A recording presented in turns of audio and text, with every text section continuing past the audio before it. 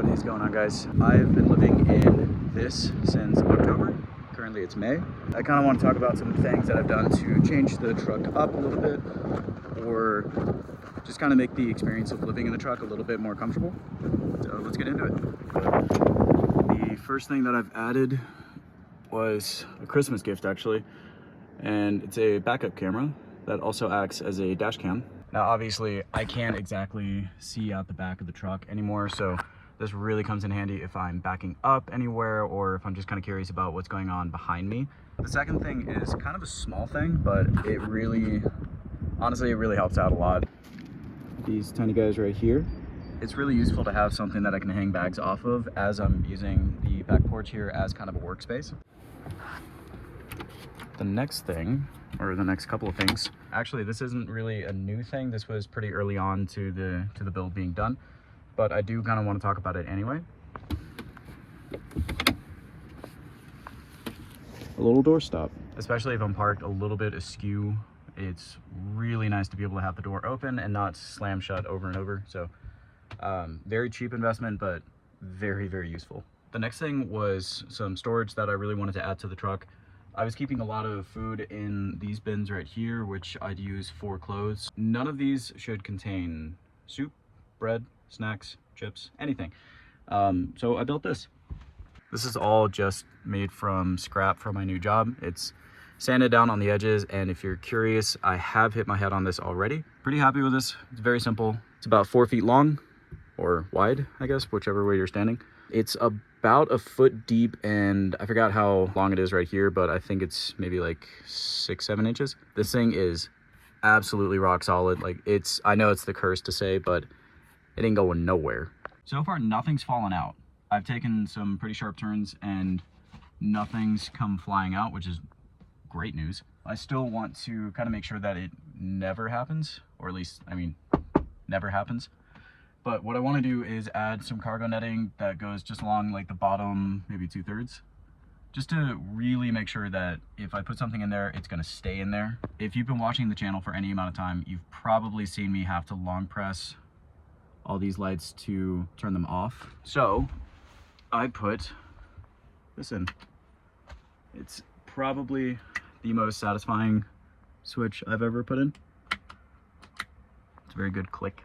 I also installed some puck lights down here because this was kind of blocking some of the light from the other side of the cabin. I even put a switch just for the puck lights.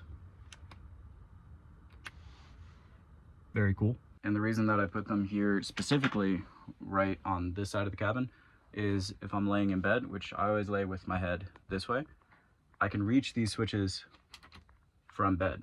So in the morning I can turn them on and be able to see, or at night I can turn off all the lights while lying in bed, which is super convenient. If you watched the last video, you've already seen this, but in case you haven't, I did put in a table. Here is the bottom side of the table, and I'm going to talk about what this is here in just a second. I have a little, I don't know what these are called, but like a bolt action lock or something. And just flips down like this, holding on to some paracord that I drilled through this and just tied a knot behind there. And it holds on to a knot down here. I also have another one of these up here. To some of you guys, these might look familiar. These are the backside of the magnetic part of a pop socket, and something that's very nice to be able to do either up here or down here is, or even over there, is put my phone up and be able to watch TV, or in situations like this,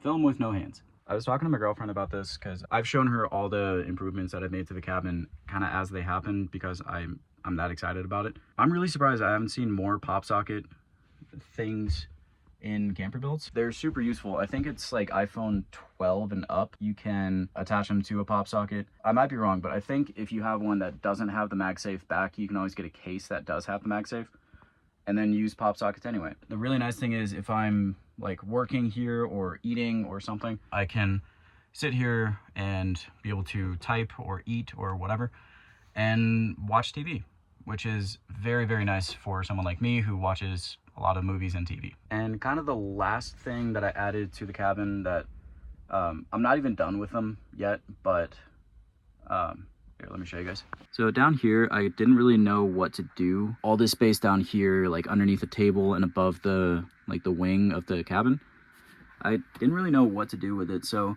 for a long time, I did nothing. But I have since added these little boxes down here. And this one, obviously, as you can see, holds toilet paper. This one doesn't really hold anything yet because I'm gonna put some cargo netting here on the bottom. And I think I'm gonna leave this one open just to have somewhere to like put my feet. And I'm also gonna be building a box like this over there. I think it's really important to utilize the space that you can for things like storage and practicality and things like that. Things that make living in something really small easier, but also make it fun. You know, paint a wall a color, build things, put in lights, hang hang artwork, things like that. Like, make it a fun space to be in, make it cozy, but also make it practical. These were just a couple of the things that I've added to the cabin in the past month, 2 months, whatever it is. I'm probably going to be adding some more things, so I will update you guys then. But if you did watch this far in the video, I really appreciate you. Thank you so much for sticking around and being a part of the channel, and I will see you guys in the next video. Yep.